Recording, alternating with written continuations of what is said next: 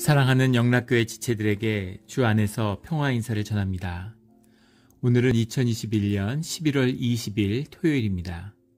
오늘의 묵상 본문은 출애굽기 6장 1절로 13절까지의 말씀입니다.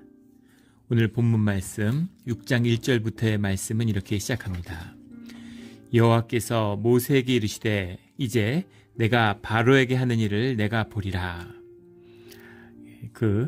바로에게 가서 주님의 말씀을 전했다가 오히려 더 학대받고 어려움을 겪고 오히려 또 이 히브리 사람으로부터 배척받게 된 그 모세에게 주님이 다시 말씀하시는 거죠. 이제 내가 하는 일을 내가 보리라. 강한 손으로 말미암아 바로가 그들을 보내리라. 강한 손으로 말미암아 바로가 그들을 그의 땅에서 쫓아내리라. 처음부터 그렇게 하시지 왜 이렇게 일을 어렵게 만드셨을까?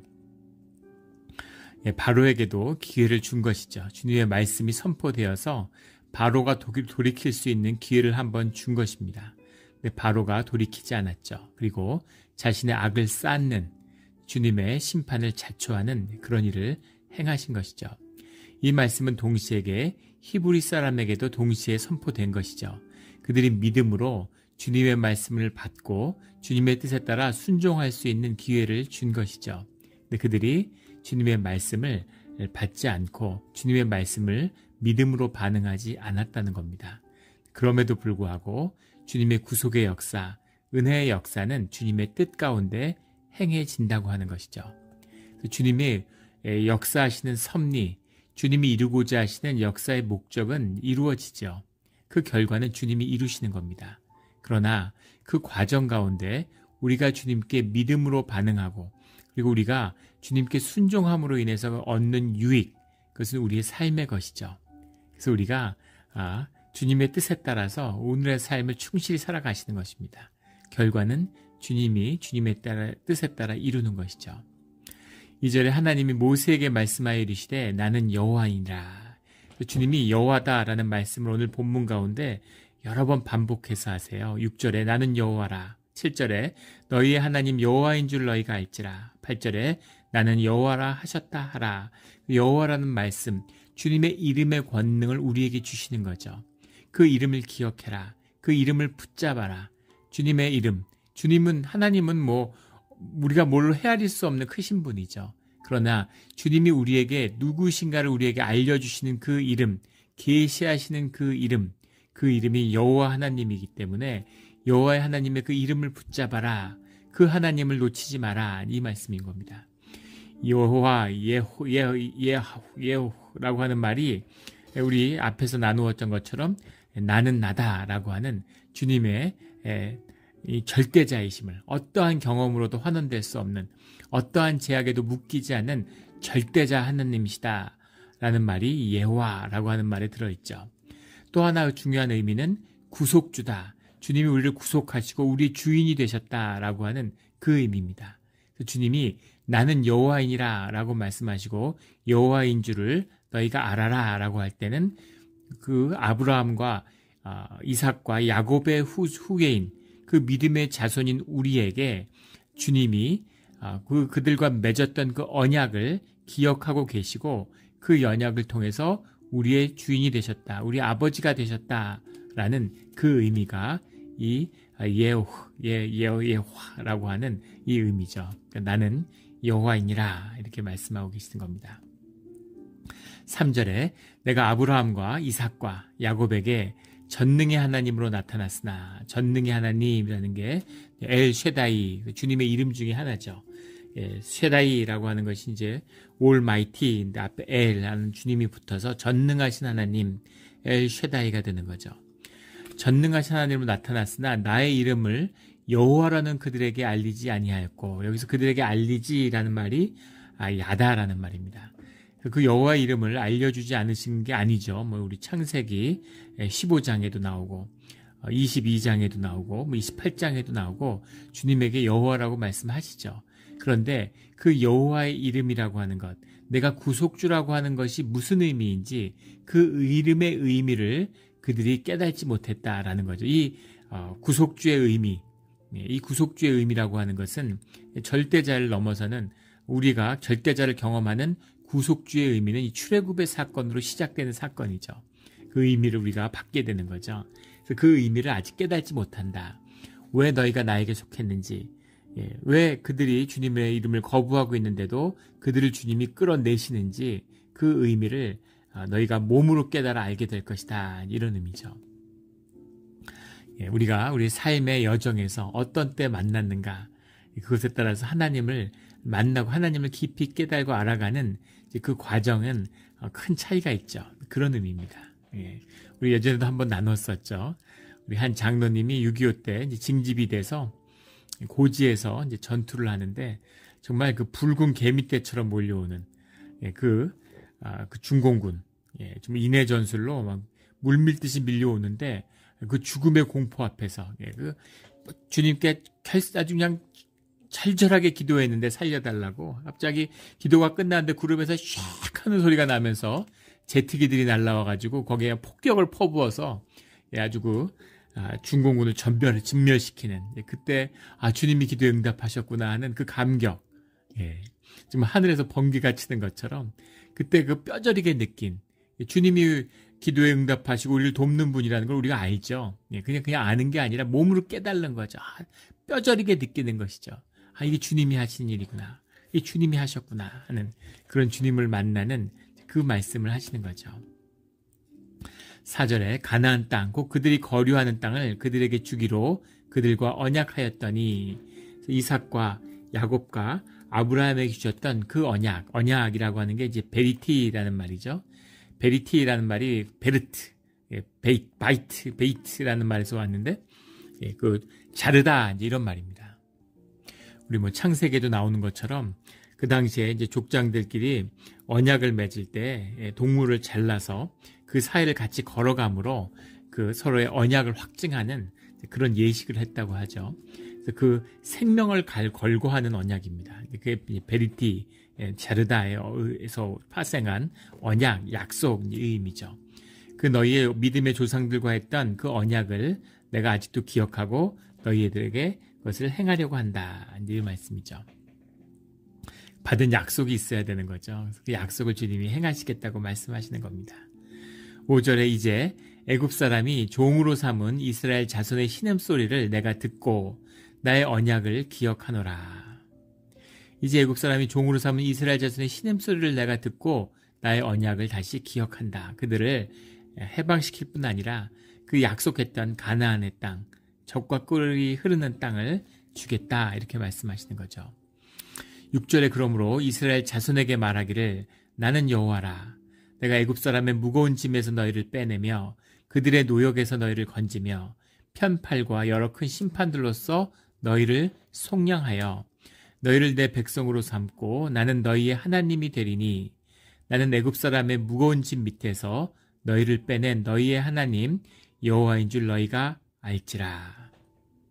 내가 아브라함과 이삭과 야곱에게 주기로 맹세한 땅으로 너희를 인도하고 그 땅을 너희에게 주어 기업을 삼게 하리라. 나는 여호와라 하셨다 하라. 계속 주님이 누구이시며 그 언약의 내용이 무엇이며 그것을 꼭 지킬 것이라고 너희에게 내가 이루는 일을 보라고 말씀하시는 거죠.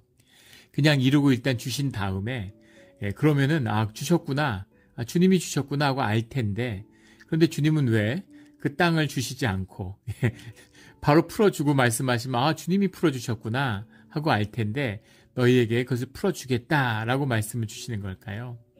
약속과 젖과 꿀이 흐르는 땅을 주겠다라고 주시고 내가 줬어 라고 말씀하시면 주님이 주신 거구나 하고 알 텐데 왜 주시지는 않고 40년 동안 광야를 헤매게 하면서 계속 주신다고 말씀을 주시는 걸까요? 땅을 얻는 게 무슨 의미가 있겠습니까? 그 땅이 정말 내 것이 되지 못해요. 그것을 내 것으로 살고 내 것으로 누리는 내 삶의 그릇이 되지 않고서는 그것을 내 것으로 누리지 못하는 겁니다. 주님이 풀어줘서 그거 내가 했어 라고 주님이 말씀하시면 그걸 주님의 것으로 우리가 받을 수 있을까요? 주님과 함께하는 주님의 역사가 될 수 있을까요? 나와 함께 하시는 주님의 복을 우리가 누리며 살 수 있을까요? 절대 그렇게 누리지 못하죠. 우리 지난 주일날 그런 예화를 하나 나누었죠. 사람들이 얼마나 돈에 깊이 묶여있고 돈을 사랑하는지. 이혼하겠다는 천상의 부부한테 돈 100만 불을 주면 이혼하겠느냐 아니면 살아보겠느냐 하니까 천상 모두가 다 살아보겠다고 응답했다고 하는 걸 나눴죠. 돈만 있으면 살 것 같잖아요. 그런데 실제 미국에서 5천만 불 이상 복권에 당첨된 사람들, 슈퍼로또에 당첨된 사람이 한 150여 명 되는데 그들 모두가 이혼했다고 합니다. 당장 이혼하려고 했는데 100만 불만 있어도 같이 살겠다고 하면서 왜 5천만 불이 생겼는데 다 이혼합니까? 그것이 삶의 진실이죠. 돈이 내 통장에 들어와 있다고 해서 내 것이 아니에요. 내가 그 삶을 누리고 그 삶을 다스려야 내 것이 되는 거죠. 땅 준다고 내 것이 될 수 있습니까? 땅 준다고 내가 지킬 수 있습니까? 땅 준다고 그 땅을 축복하고 다스리며 그 소산을 누릴 수 있습니까? 부모가 돈을 많이 남겼다고 해서 그 돈을 누리며 자기 것으로 살 수 있나요? 돈의 노예가 돼서 심지어 그 돈 때문에 형제가 싸우고 부모 자식이 싸우고 이런 일들을 보잖아요. 돈을 다스리라고 돈을 줬는데 돈의 종노릇을 하고 있어요. 세상을 다스리라고 세상을 주셨는데 세상에서 종살이를 합니다. 축복받고 누리라고 삶을 줬는데 삶을 저주로 바꿔요. 이게 우리의 모습이죠. 그것을 바꿀 수 있는, 삶을 누리며 내 것이 될 수 있는 내 삶의 생명이 자라나야 되는 거죠. 내 생명이 주인 노릇 할 수 있는 왕성한 장성한 분량으로 자라나게 할 수 있는 그 비밀은 주님이 우리와 함께 하시는 겁니다. 주님이 영이신데 주님이 우리와 육된 우리 인간과 어떻게 함께 하실 수가 있겠어요? 그 함께 하시는 비밀이 말씀이죠. 그 말씀을 믿고 말씀을 묵상해서 말씀을 통해서 주님의 성령을 만나는 것, 성령과 교제하는 것, 이것이 우리의 육 가운데 있는 영의 비밀이죠. 주님이 말씀을 주시는 거예요. 죽어서 다시 살아서 영생을 받으면 영생을 누리고 영생을 살 수 있나요? 그게 지옥이죠. 주님을 모르는데 영원히 살면 그게 지옥입니다. 예전에 하일랜더라고 하는 그 영화가 있었죠. 스코티시들 전설인데 영원히 죽지 않는 사람들이 있어요. 그 사람들이 서로 하일랜더들을 잡아 죽이기 위해 싸웁니다. 왜 싸우냐면 다 죽이고 하일랜더가 하나만 남으면 그들이 소원이 성취되기 때문이죠. 그 소원이 뭐겠습니까? 죽는 겁니다. 죽지 않고 영원히 살면 좋을 것 같지만 죽지 않고 살면서 세상의 온갖 고통을 끊임없이 경험하는 거죠. 그래서 그들의 소원은 죽는 것이에요. 아이러니하지 않습니까? 삶이 축복이 되고 삶이 복되게 되는 그 비밀이 주님께 있는데, 생명의 비밀이 주님께 있는데 그것을 받는 비밀이 말씀을 받는 데 있는 것이죠. 그래서 주님이 말씀을 먼저 주는 겁니다. 말씀을 믿지 않는데, 주님의 임재를 말씀 가운데 만나지 못하는데 주님이 찾아오고 주님이 구름 타고 내려오시면 주님 만날 수 있을까요? 절대로 만나지 못하죠. 주님의 갈릴리에서 예수님을 따랐던 그 수만 명의 사람들, 떡 먹고 병이 낫고 그러니까 좋아서 쫓아다니잖아요. 더 많이 뭘 먹을 줄 알고 더 좋은 일이 있을 줄 알고. 근데 십자가를 말씀을 전하니까 다 도망가 버리죠. 다 주님에게 등을 돌려요. 주님을 만나지도 못하고 주님을 원하지도 않는, 주님과 함께 할 수 없는 우리의 모습이죠. 주님이 말씀을 계속 주시는 겁니다. 주님이 이 출애굽의 사건에서는 구속의 역사를 행하시면서 말씀을 더불어 계속 같이 주시죠. 말씀이 먼저 오는 거예요. 시간이 너무 짧으니까 말씀을 던지고 바로 행하시는 것 같은데 주님이 말씀을 주시고 말라기의 말씀을 주시고 그리고 400년간 끊어졌다가 예수 그리스도의 오심이 이루어졌죠. 요셉에게 말씀을 주시고 400년간 기다리셨다가 이제 그 언약을 이루시러 오시는 겁니다. 결코 주님 안에서는 뭐 한순간이었겠지만 우리에게는 짧은 시간이 아니죠. 그때까지 말씀을 붙들고 주님을 기다리는 자들, 그 말씀의 의미를 주님 안에서 받는 자들, 붙드는 자들을 주님이 기다리시는 거죠. 이것이 주님의 말씀의 역사입니다. 그래서 주님이 계속 말씀하세요. 말씀을 받는, 말씀의 백성이 되는, 말씀으로 살아가는 우리 모두가 되기를 주의 이름으로 축원합니다. 9절에 모세가 이와 같이 이스라엘 자손에게 전하나 그들의 마음이 상함과 가혹한 노역으로 말미암아 모세의 말을 듣지 아니하였더라. 다시 말씀을 전하는데 한 번 말씀을 믿었다가 뒤였잖아요. 그래서 아무도 이제 그 말씀에 반응하지 않는 거죠. 계속 반복되는 얘기입니다. 마음의 상함이라고 했는데 마음이라는 게 르하우예요. 영이라고 해석해야 맞죠. 영이 상했다라는 얘기입니다.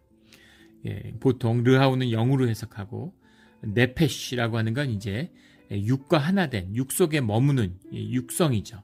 예, 그걸 혼이라고 보통 이제 번역을 하고 레부라는 게 이제 마음이라는 뜻입니다. 르하우를 마음이라고 했는데 넓은 의미에서는 다 마음이죠. 예, 그런데 그 르하우 영이 상했다라는 거예요. 깊은 상처를 받은 것이죠. 상했다라는 게 미스코차르라는 말인데 미스코차르라고 하는 말이 예, 코사르라는 말에서 왔어요. 코사르라는 말에서 왔는데 예, 그게 이제 토막내다, 잘게 자르다 이제 이런 말입니다. 예, 그러니까는 마음이 깊이 상했다 이제 이런 말이죠. 그래서 가혹한 노역이라는 거, 카사흐라는 말인데 아주 극심한 노역이라는 말 우리 이미 나눴던 말이죠. 우메 아보다라고 하는 말인데 아보다라는 말이 아바드라는 말에서 왔는데 이게 본디지입니다. 영어로 하면 본디지, 고문이에요. 가혹한 학대죠. 아주 그냥 극심한 학대로 말미암아서 완전히 이 마음의 여력이 없는 거죠. 예. 극심한 고문을 당하니까 기가 꺾이고 생명이 죽은 거예요. 예. 안 그래도 약했는데 그게 죽어가지고 이제 생존에 있지만 영의 기운이 꺾여버린 거죠. 예. 그런 사람은 말씀을 받지 못하죠. 말씀을 믿지 못합니다. 세상을 살아가는데 생존의 두려움에 완전히 짓눌려버린, 세상에 짓밟혀가지고 완전히 한번 말씀을 오니까 믿어보고 싶었는데 하나님 뜻대로 한번 살아보려고 했는데 그럴 때 짓밟히죠. 세상에 가만두겠습니까? 예. 그래? 네가 믿음으로 살아. 네가 지금 교회 나가? 교회 나가면 복 받을 줄 알지? 어떻게 되는지 한번 두고 봐. 하고 세상이 마귀가 한번 크게 짓밟아 주는 거죠. 완전히 기가 꺾이고 기가 상해가지고 엄두를 못 내는 거예요. 예. 아이고 교회 나갔다가 너무 크게 당해가지고 안 좋은 일이 있어가지고 그런 일들 많이 경험하죠. 이웃에 전도해가지고 교회 처음 나왔더니만 그 다음 주에 교통사고 나고 막 그러는 거예요. 집에 불 나고 홍수난데 물에 잠기고 집이 주님께 가는 길이 쉽고 주님 말씀 받고 믿고 따르니까 좋은 일만 있고 오병이어 했더니 더 큰 축복이 계속 내리고 이러면은 세상에 다 주님 따라가지 안 따라갈 사람이 어디 있겠습니까? 근데 그것은 겉으로 따라가는 것 같지만 마음이 영이 따라가는 것이 아니죠. 예. 교회 나오면 주일날 한 10,000불씩 줘보십시오. 어떻게 10,000불이 뭐예요? 100불만 줘도 아마 교회가 미어 터지고 몬트레이 반도가 마비될 겁니다. 아마 전국의 사람들이 몰려들어서. 그런데 교회가 나오면 핍박이 있고 세상의 어려움과 고난이 닥치는 것이죠. 그 고난과 어려움 속에서 주님을 따라가는 그 길 가운데 하늘의 복을 만나는 거죠. 주님의 임재와 말씀의 깊이와 생명을 만나는 겁니다. 그 누리는 비밀, 그 생명의 비밀이 열리는 거죠. 그런데 지금 히브리인들은 영이 상했어요. 가역한 오역으로 말미암아서 이제 모세의 말을 아무도 듣지 않는 거죠. 야, 저 말 들었다가 또 호되게 당할라. 이렇게 두려움에 사로잡혀 있는 거죠.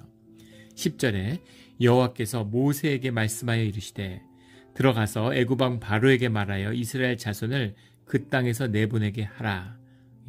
모세를 통해서 말씀을 전하는 것처럼 바로를 통해서 바로 네가 내보내라 이렇게 가서 전하라는 거죠.